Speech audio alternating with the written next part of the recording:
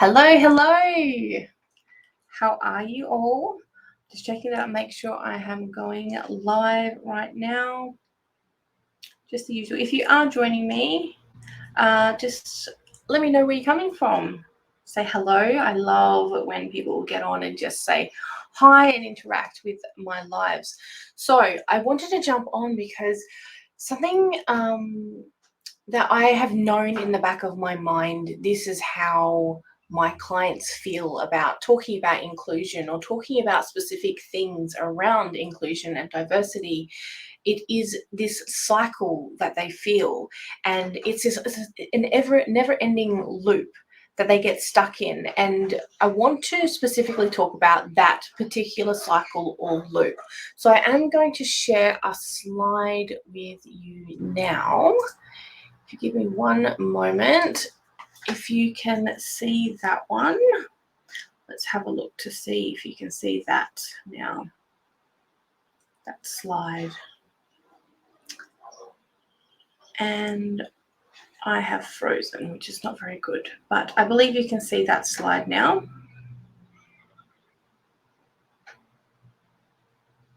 If you're watching, can you just let me know? Yes, you can see that slide. Lovely. Okay, so this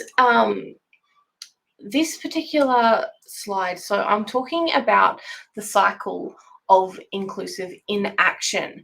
And I find with my clients, there is this massive want to do something or desire to do something or say something about inclusion, or any other form of oppression in some way. But there is this loop that's happening that actually stops them, prevents them from doing it. So what this looks like is that you have this feeling, it doesn't feel right. You know, it might be the status quo, it is whatever is going on. You're like, this doesn't feel right to me. This isn't fair. This is oppressive. All those kinds of thoughts, and you can recognize that within yourself, and you know it just doesn't feel right within you, and you feel like you need or you want to, you have this pull to say something about it or do something about it, something to try and change what is actually happening in those situations or happening to those marginalized people. And but the thing that happens is that then you have no idea what to actually do. What do you actually do to create change in the society? What do you actually do to create a different type of culture, or even talk about the possibilities of the culture being a bit differently or behaving differently or speaking differently? How do you actually start that? How do you even start that conversation? And then, you go through this feeling of, you want or need to say something, but then you want to make sure it's correct. You don't want it to be wrong, and you certainly don't want it to feel like it will cause offense to anyone, especially to those people you are trying to support, those marginalized or oppressed groups. But here's the thing: there might be lots of information out there. There might not be much information out there, but you're not moving in those circles. You don't even know who to listen to, who is correct, or who's credible and who's not credible. And then all this adds together to go, now I'm frozen in inaction. I don't actually know what to do. I don't know where to go from here. And then the whole cycle starts again. You're further exposed to that thing that doesn't feel right. And then you have that pull again. I need to or want to do something. I don't know what to do. I don't know how to do it. I don't know who to go to, who to trust. Then you're frozen again. And it just keeps looping over and over and over and over again. And this causes so much misalignment within yourself. You can feel that you need to do it. It's a frustration. It's a bit of a confusion. And you just literally don't know what to do. You know something has to happen. You know something has to change. And you know you want to be the one to be part of that change. But how do you break out of this cycle? So this is where I help my clients. So I'm going to flip over to the next slide now. So in this one, I'm just double checking that the slide has changed over, and it looks like it has. Beautiful, it has. So this is where I help my clients to get out of that loop. There's no longer a loop, and I help my clients to start moving forward towards what their soul is calling them to, the things that they're aligned to do.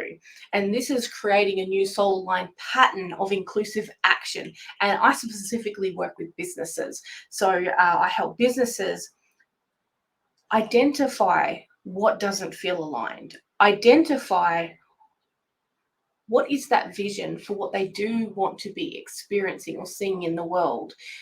What is that ideal place, that thing that we're not currently living in? We identify what is the vision, what is that outcome, and we work out the steps to get there.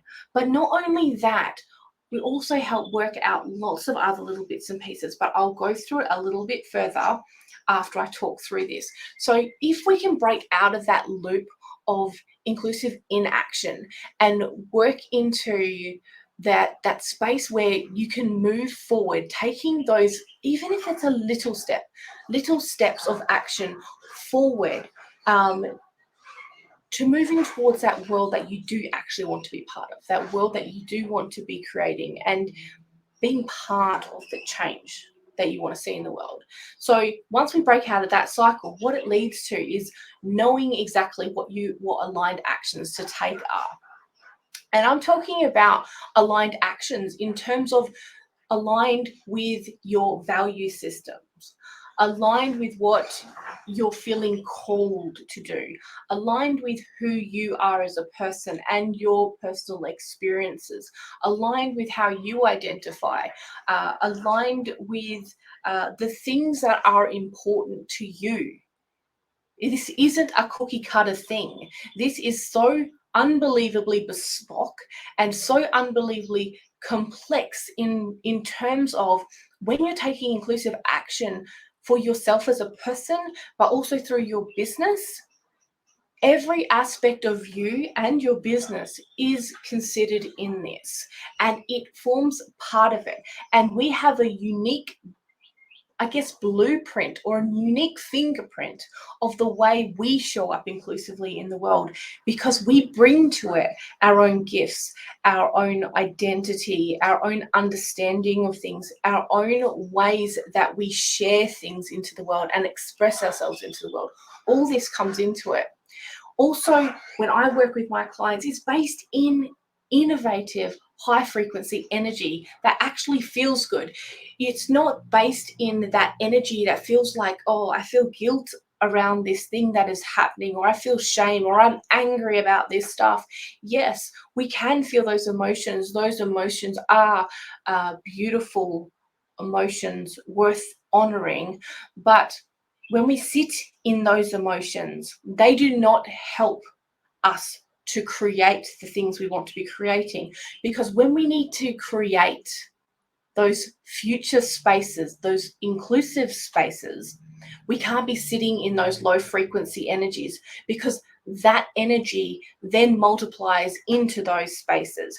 So when we are creating, we need to know what it is we want to be creating, the good stuff we will actually want to be creating in our businesses, in our business communities, for our members, for our programs and groups, for all those spaces where we are also leaders. When we understand that vision, when we understand exactly what you want to be creating, that's that feel good space. That's that space where you're like, yes, this is exactly what I want to do. And it actually feels good for you to do it. With that, you get the clarity on what to say and do.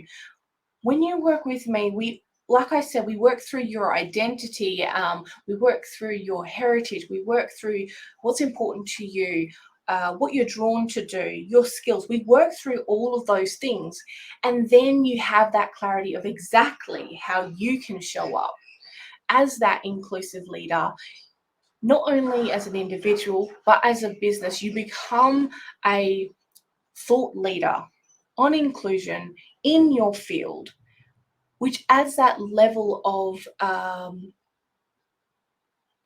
amazingness to your business. It is a whole nother level. It is that you're adding a level of social accountability, social responsibility, and mindfulness that your business is more than the products and services that you sell. It is about what future we are actually creating together and how it's actually contributing to our own community and our global. So you'll know exactly how to do that. You'll know exactly when is the right time to amplify something, or when is the right time for you to actually speak and use your own voice in certain things. You'll know what to say, when to say, how to say it, and if things go astray and you do cause offense, you will know. I will teach you how to deal with those situations as well. Because at the end of the day, not everyone agrees with doing everything in the same way. And that's a beautiful thing. What else you'll get is that you feel so centered that you're actually taking action to be part of that change. I know for me, for a long time, it was about, I felt so much frustration and annoyance at myself that I knew the world needed to change. And I wanted to do something about it, but I didn't know what to do. I was so stuck in that loop of inaction. I knew it was there. I wanted to do it, and I just couldn't. There was something missing from it. I know what that is now. And it is me in the equation and where I fit in the whole conversation of inclusion. I understand that now. And I help my clients to understand where they fit in the conversation of inclusion. And that feels good because I know even if it's a little step, I know I'm still taking steps towards creating a more inclusive world, a more inclusive future. So that feels really, really great. And also there is this beautiful fulfillment that comes from it as well. My clients are those clients. They are those leaders who have amazing, wonderful businesses, and they know part of that business is contributing to the world on a great level with inclusion and being inclusive and creating that culture within their business amongst their staff or their teams, amongst their online communities and groups, in their programs, in all those things. And they know that if they can take the action themselves without being asked to, without being prompted to, they can just feel that they want to do it. When they can actually take that and start doing it and doing that behavior and creating those systems that are inclusive, those processes that are inclusive, and taking those actions, they have this deep, deep fulfillment that they're creating a culture right now of inclusivity amongst all their people. But not only that, they're also leaving a beautiful legacy and paving a wonderful way for being more inclusive for future generations. It is trailblazing. It is doing something that businesses necessarily haven't done before. But it's something that we feel deeply needs to happen, and we are going to be taking action to do it. Sometimes you just need that little thing to break you out of that loop. So I'm going to stop my share screen now and come back to you. So yeah, sometimes, like I said, it's just needing to break out of that loop. And I help my clients do that. And I help them because I am one of those marginalized people. I am an Aboriginal woman. And from as far back as I can remember, I have felt excluded, rejected, unwelcome in almost every community I have been in. And that is because of the way I identify racially. I have seen that the microaggressions that happen. I have been discriminated against because of my race. And I have, even because of the way how I look, people don't realize how I identify, and then I witness the racism that happens when they don't think people of those races are there. So I see all those things. I have experienced that oppression. And I have had family traumas happen that can help me to help my clients understand what people like me go through, how we live. And I'm there willing and open to share almost anything really with my clients to allow that deeper understanding of how that systemic oppression really takes hold in communities. And quite often it's unconscious and they don't see it. It is those marginalized groups that see it and feel it every single day. So I support them through that. So, I have firsthand experience with this my entire life. And I certainly have some beautiful ideas on how we can move around this and mold it and innovate it into something more inclusive. I'm also there as a support. So sometimes people get really, really great ideas. I can be there to support those ideas and go, yes, I think that's a great idea. Just having that person there supporting you to go, yes, I think that's good. Yes, absolutely. Go do that. Express that. Don't hold that fear within you. Do that thing. Go ahead and do it. That really helps people.